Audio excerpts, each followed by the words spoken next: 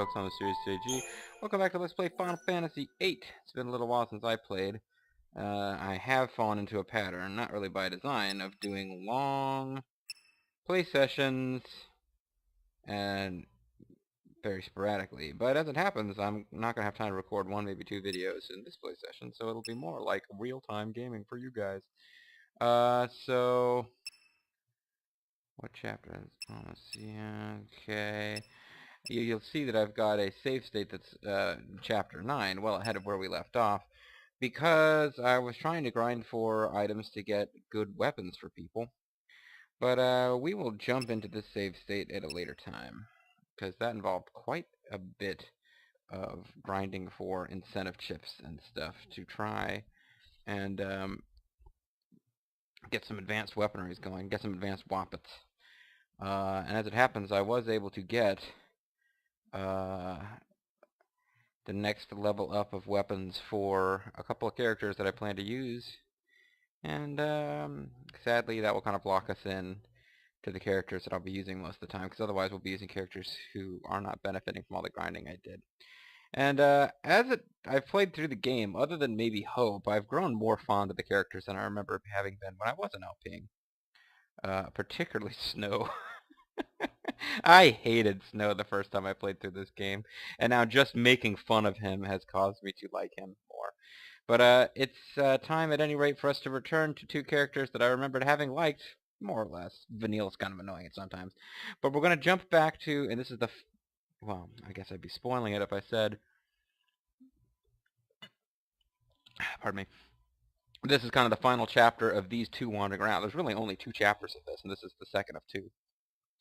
But we're going to join Vanille and Sazh, who, well,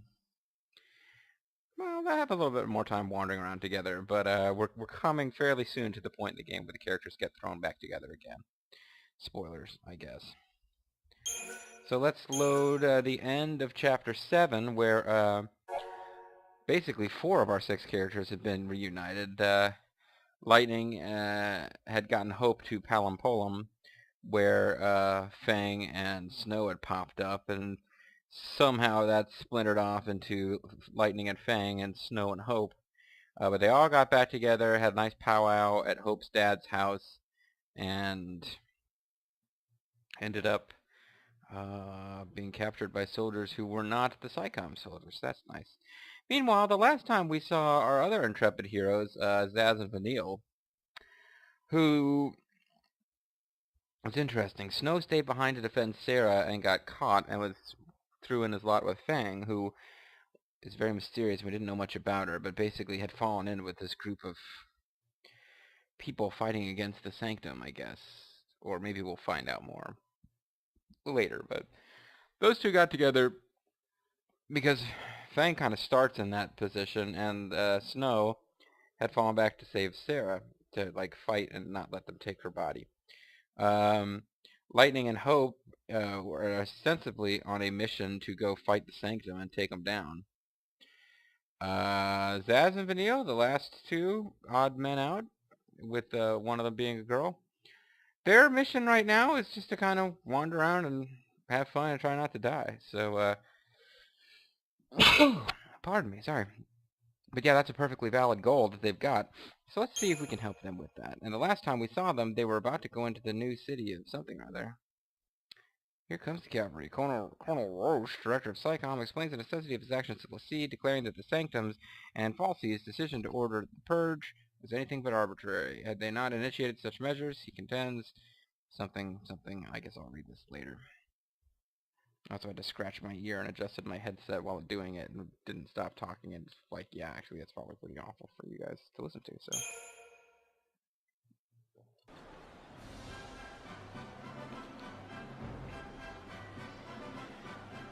Nautilus, the city of dreams.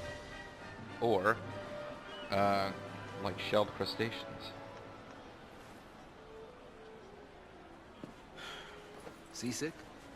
Yeah, they're sick right there on the floor. I'm looking at it. I'm fine.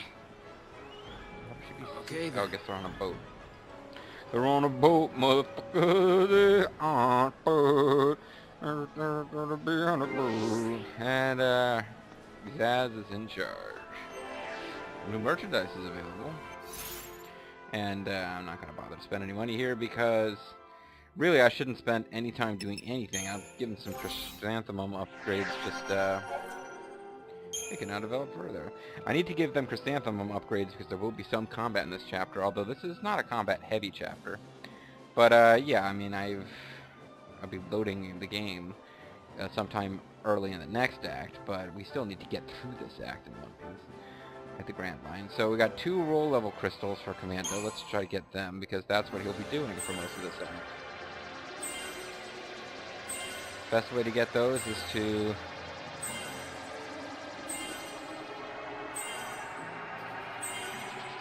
wait a second. I don't apparently have it anywhere near enough. Oh, never mind. They're not too bad.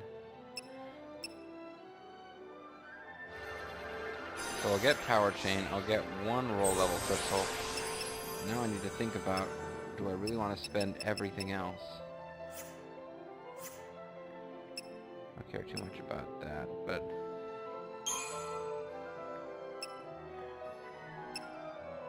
Frost I don't care about. Haste I do want though.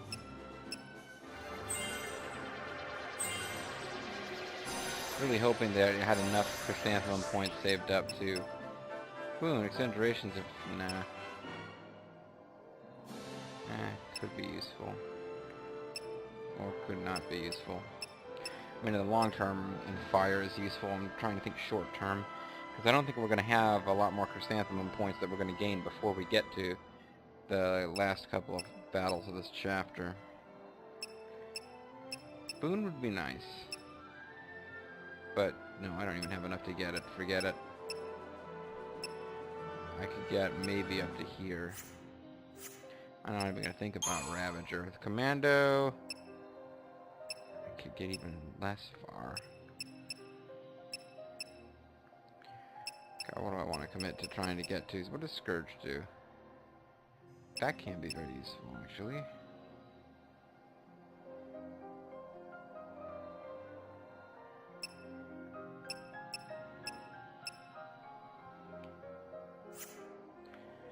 But I think in the very short term, I like Boon because that means that, you know, if I cast, like, you know, Haste on Vanille,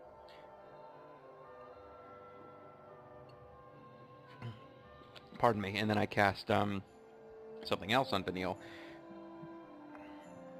it kind of, yeah. I mean, you can read what it means, folks. If you have a synergist with this ability, then you don't have to spend a whole lot of time boosting your, you don't have to spend as many turns boosting your stat increase stuff. So let's work towards this. And, yeah, that's as far as we're going to get. With her, God, what's worth boosting? What does she have as a Saboteur? We can get her to spell. It can be very useful, but I don't remember anybody coming up that will be useful for. I don't think she can get to the new rule crystal. What about Medic?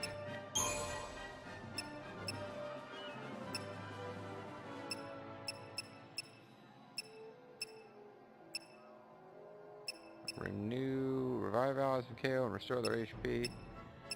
Not as useful as it sounds like, folks, because I'm controlling her.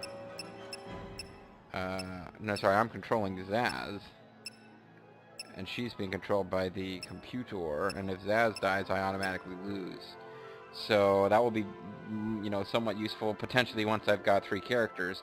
If, you know, I'm controlling Sazh, and I've got Snow and Vanille, and Snow dies, Vanille might be able to raise Snow without interfering with what I'm doing as Sazh. And it would be very useful if I was actually playing as Vanille. But I'm not doing either of those things, so it's really not that useful.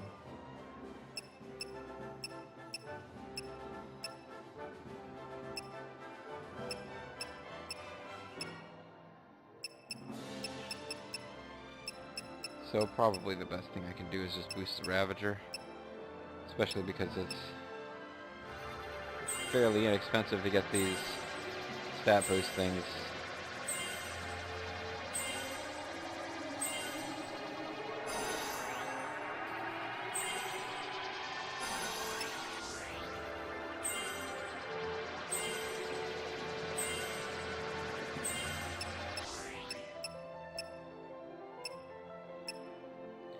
So I guess I'll work my way towards Blazara.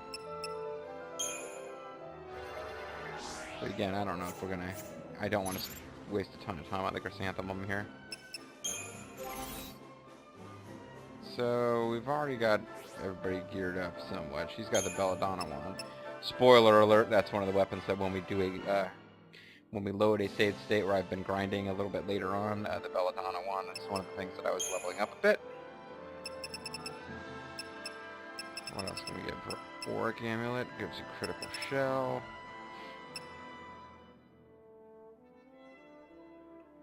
Watchman's Amulet is nice. Well, actually, that might be better for him.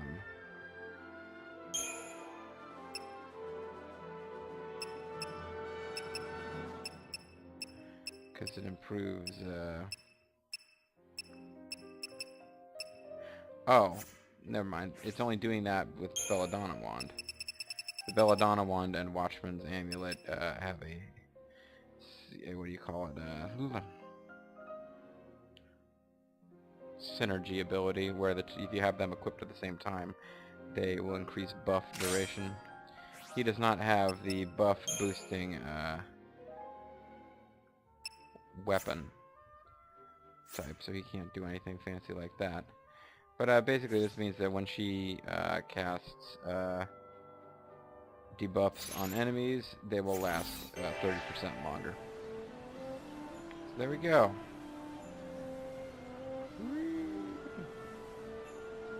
What up, Vanille? Now I gotta take a dump right there in front of everyone. Okay, well that's your business. I'll have to think about that for a moment. Okay, so let me look at this map and figure out where the heck I am. Where is my current location?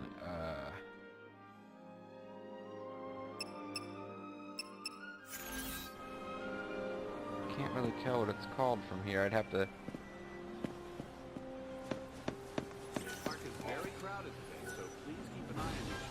Don't tell me what to do, and certainly don't refer her as being like my child. The City of Dreams, okay. Just trying to figure out where the heck I am. I don't see the City of Dreams on this silly, game map. Maybe this doesn't even count as a location on the game map because there's no treasure here.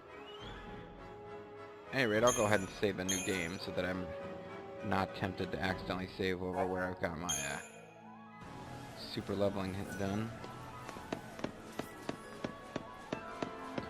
Oh, I know what else I wanted to do before we got going too far. We'll just hit the data log. History and myth.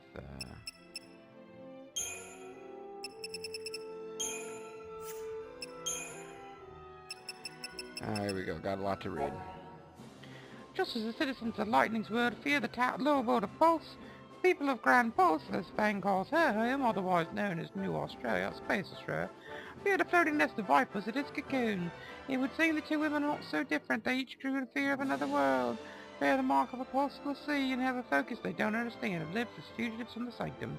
But unlike Lightning, Fang has not given up hope. She still plans to track down me, Vanille, finish their focus, and then get back to Grand Pulse, aka Space Australia. Hearing this, Lightning laments the fact that she has no plan and no reason to keep flying. Fang responds that she has all the reason anyone could need to stay alive. Whatever may occur, I will find you. As Lightning comes round to this idea, there's an explosion in the distance. Good Snow and I'll be in trouble. We're forgetting word glances. The two of the sea race off in the direction of the fighting. Hope regains consciousness to find himself being carried on Snow's broad back. The self-styled hero staggers under the boy's weight as he forces his wounded body forward. Pausing to rest, he talks about the anguishing guilty eyes behind the cheerful mask, before returning the knife to Hope's hand. The Nora leader is defenseless. With one thrust, Hope can finally claim vengeance for his mother's death. Dear Mum. This is the moment the boy has fought for, his chance for revenge. But Hope hesitates, and then the moment is gone. Hope reveals that he always knew killing Snow wouldn't bring his mother back. Yeah, I guess he did figure that out. Good for him. But he has no choice but to cling to that goal. He didn't survive this long to see revenge. He saw revenge as a means to survive. In his hatred of Snow, this sustained him throughout countless battles. Oh, it is his. In a strange way, the man who made a promise to his mother has been protecting him all along. When he has later reunited with Lightning, Hope tells her that Operation Nora is over, and gives her back the knife. He doesn't need it anymore. Now the Crocodile Dundee has identified that that wasn't a knife. This is a knife. Having avoided further military pursuit, the group finally arrives at the Esheim household, where Hope breaks the terrible news to his anxious father. The news that he wants to become a dancer. The knife Sarah gave up on her birthday has become a symbol of regret for Lightning. Because she refused to believe her sister's story that day, Sarah ended up a prisoner of false Falsey, and Lightning herself became a Lassie when she later tried to save her. Since then, the former soldier has sought out battle to avoid dealing with the guilt she feels for turning her sister away. Now, however, Lightning finally faces the truth of her emotions and accepts responsibility for her part in what happened. She meekly apologizes to the injured Snow, the man who always believed in Sarah and protected Hope from harm. I don't remember that scene. The rifts between the Lassie are healing, but the reality of the situation is too grim. When Snow talks about taking down the Sanctum, Hope's father, Bartholomew, points out the flaws in their plan. If the government stops by the sea, how will the people react? Will they not see their worst fears realized, take up arms, and hasten the very cataclysm they wish to avoid? As the sea pondered their strategy, Psycom commandos burst into the house. Hope stands against the elders, while the wounded Snow takes care of his father. Here comes the cavalry, Colonel Roche, Rector Psycom, explains the necessity of his actions in the sea, declaring that the Sanctums and Falsey's decision to order the purge was anything but arbitrary. Had they not initiated such measures, he contends, and ignored the cries of the people, the Coonspanning Society would have torn itself apart. If Roche speaks the truth, then the Lasie's enemy is not the government but millions of Cocoon civilians. Yet even if this is so, they must somehow find a way to survive. Overcoming his desire for revenge, Hope sets out in search of a new goal, somewhere beyond the maelstrom of hatred and the grasping of the Falsey. Grasping all the Falsey is the future they search for. Hope bids farewell to his father and boards the cavalry airship. Elsewhere, Sazh and Vanille are still on the run. The two fugitives wander aimlessly, riding the current of fate to the doorstep of the City of Dreams. I don't know why I'm doing these goofy voices, other than to keep myself from getting too bored. There's a group of LPers, a subset of LPers. I could name names, but I'm talking about people who, like, I'm not trying to gain heat by feuding with them because they're way more popular and watched than I am, but there's a couple of LPers out there who LP games in character using goofy voices, like, even when they're just talking to you about the game. It irritates the hell out of me. And yet, whenever I'm forced to just read blocks of text, I have to come up with voices to make it fun.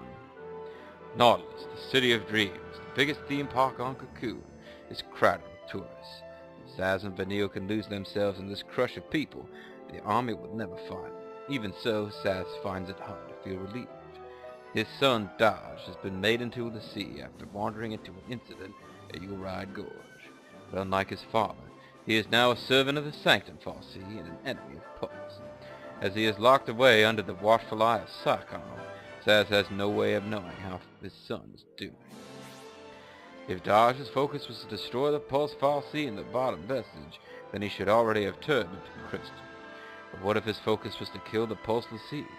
Sazh and his companions would have to die to save Dodge from becoming a thief. And one other thing is gnawing at his mind. After telling Vanille about his son's situation, the ever-cheerful girl has completely lost her spark.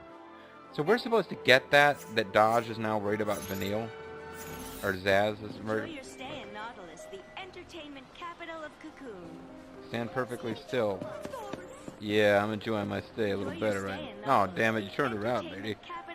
I was enjoying my stay, but you ruined my view of your butt. You don't get separated. You gotta keep them separated. Yeah, I have a very different hope from you on that score, Vanille. I want to go to the Fiend Lord's camp. Always swore I'd catch the parade if I ever made it here. Oh, the Fiend Lord team. Sounds like some kind of crazy S&M club. The sheep are so precious. This is precious more.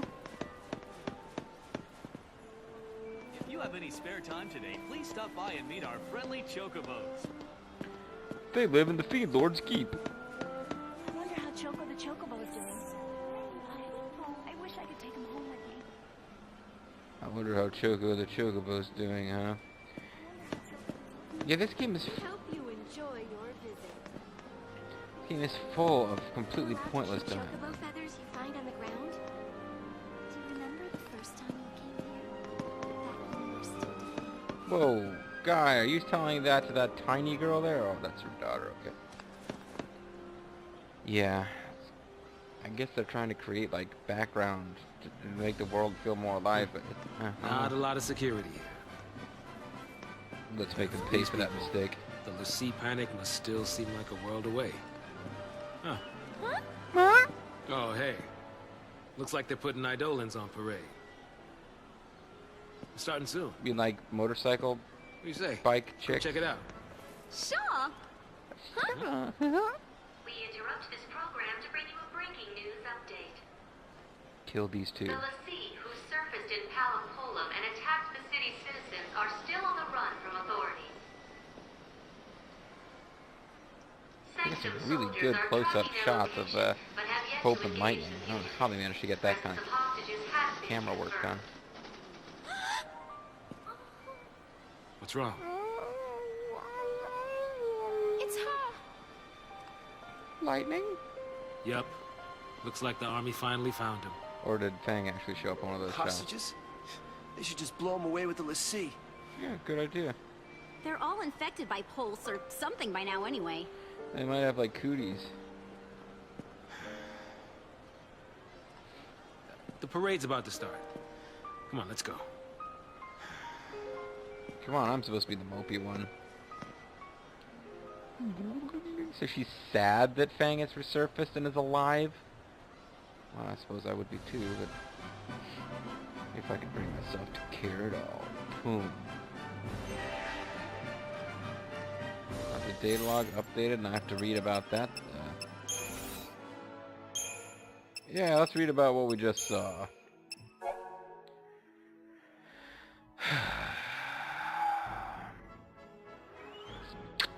A news flash is broadcast throughout Nautilus. During the scenes of combat shown from Palapolum, Vanille catches a glimpse of Fang. Although it's the first she's seen of her friend since they were separated at Uride Gorge, Vanille finds it hard to give in to her joy. Not after what Sazh said about his son. Dodge is now a Sanctum Lassie, a sworn enemy of his father, and she is directly responsible. If Fang and Vanille hadn't attacked the Falsey at the energy plant, the creature would never have chosen the nearby Dodge as a Lassie. The young woman is overwhelmed by guilt. Well, okay, I guess that's what was happening. Ignorant of Vanille's involvement, Sazh attempts to cheer her up, but his misplaced kindness only makes her feel worse. Yeah, I'm seeing now why you need to read this text, because none of that comes across on screen at all. The parade is about to begin. For now, she will lose herself in a dream. Its dream, knowing that when it's over, the suffering she has been running from will finally catch up. Begs the question, are we going to need to go back and read a text summary of the ending scene when we get to the end of the game? For it to make sense, I mean. You know, I find myself worried about finding treasure, but what the hell am I worried about finding treasure for? We're not going with this save. So forget it. If I miss treasure, don't worry about it. I played through this thing not recording, a quick speed run, just picking up the treasure chests and skipping past the cinemas to make sure that I got everything and could grind. So yeah, I shouldn't really care at all about it. Anything we can do to make your dream here that little bit sweeter, just say the word. You are a creepy motherfucker. I can do anything to make your dream that little bit sweeter, like the warriors of old.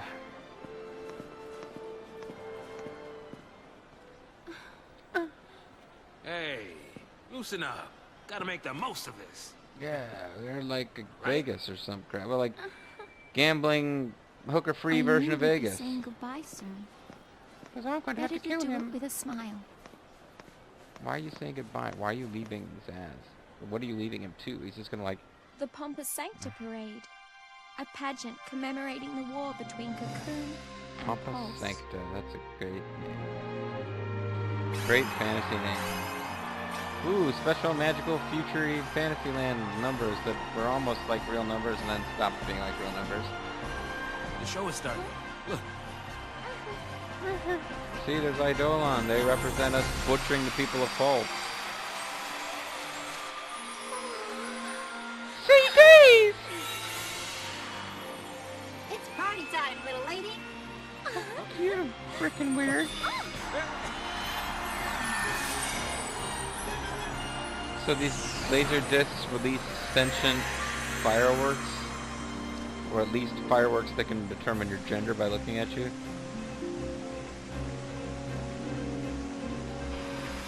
I'm tempted to go off into a spiel about a transsexual guy who made disparaging comments about my bullet which I'll be, and how offended he would be by these laser discs trying to identify his or her gender, but let's not ruin this obviously bizarre fantasy Cirque du Soleil thing by talking about weird transgender issues. Because there's nothing like weird and kind of transsexual about Cirque du Soleil.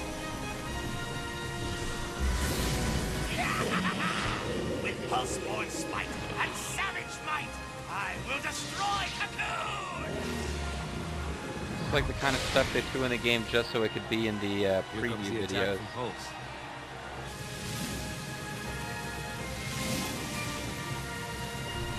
We have images of this during the commercials or at the E3 game show or whatever, and then it doesn't actually, it's not really part of the game at all. It's just kind of reconsidering what they put together. That's not a problem. With trusty blade and Falsey's aid, I will defend Cocoon! Tobacco! You dare oppose me! I will fulfill my focus! So, I guess even if the good Lassie wins, he ultimately turns into Crystal. Falsey grant me strength! Hera, give me strength. You have to say that every time. So it's Ragnarok versus the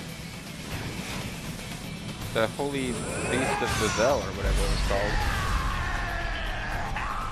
called. Ragnarok's got a bit more personality. Oh, man. Sometimes I had to wonder, could our deaths have brought back peace? Yes. That's exactly what's required for there to be peace, Vanille. You must die. Get to work on that.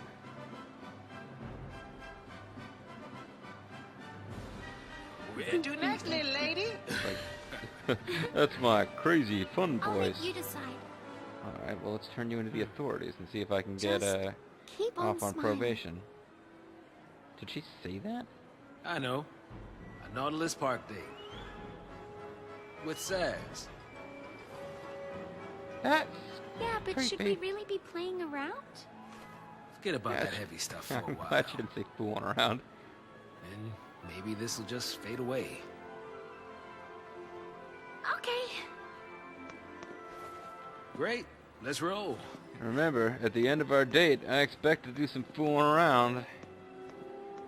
We're gonna pretend this is our third date, so you're allowed to put out afterwards.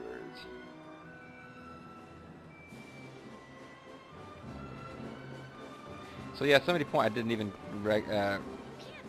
pick up on this, but yeah. This is the city of dreams? Yeah, what goes on in the City of Dreams stays in the City of Dreams, I guess. But this adorable little mascot guy here, which little kid had a doll of, I totally blanked on this, but Talking about? look, I'm trying to talk to the viewers. This is Carbuncle. It's got that little ruby thing stuck on its forehead. That's Carbuncle. Generally kind of cute and fun, and usually pretty worthless. So, we're in a... Seriously.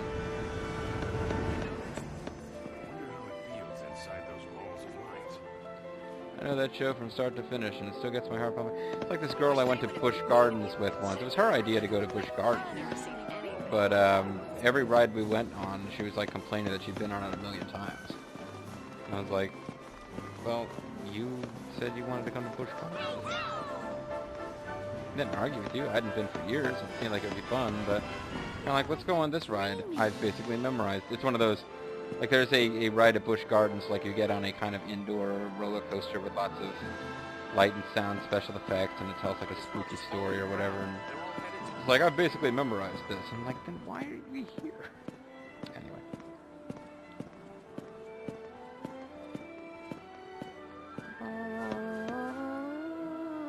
should have paused. I was thinking it's time to end the video even though nothing's been accomplished. Oh, we just got sucked into another cinema. Guess we'll end the video after this. What's in Nautilus Park anyway? What stays It's and a not huge what goes on here amusement stays here. park, built by the Sanctum. Gambling. Bet they never expected to see visitors. So, is this place Prostitution's legal special? here. Yeah, prostitution's legal I here. promised Dodge. I was gonna bring him someday. Hope I can at least tell him about it. You'll get the chance. Thanks for cheering me up by mentioning his son I feel Maybe. guilty about again. I do know where they're keeping him. Can I come with you? Sure. More the merrier. What about you? No, I meant to go liberate You Dodge. got someone special out there? Special? Nope. Really? Now that is kind of sad. You're gonna be an old spinster if you don't hurry up and get married soon. Hey, You gotta be what? I'm kidding. 16, 17? I didn't mean to upset you. Well, I'm just fine, thank you. I wanted to tell him everything, but I couldn't. So I'm telling you, Not the until the strange time viewers is at home. right. When the time's right, the moment's perfect, I'll tell him I'm pregnant with his baby. From that night after we defeated those, two weird monsters in the last act. Or better yet, in the junkyard where they drew the line between us, but I ended up sleeping next to him anyway. Yeah. Knocked me up, folks. That's what happens when you have unprotected C6. Alright, that's enough of that. On that fun, family-friendly note, I'm gonna call it a video. When we come back, folks, maybe we'll actually fight some enemies. Who knows? Anything's possible at Final Fantasy XIII. I'm the Serious JG. I'd like to thank you guys for watching. Just let me assure you, this act starts very slow, but the story picks up a little bit before it's over. So, you know, bear with me, and I'll see you next time. Bye-bye.